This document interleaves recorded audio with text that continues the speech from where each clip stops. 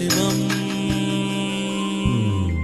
ஆத்திகம் பேசும் அடியார்க்கெல்லாம் சிவமே அப்பா. நாத்திகம் பேசும் நல்லவருக்கு அன்பே சிவமாகும்.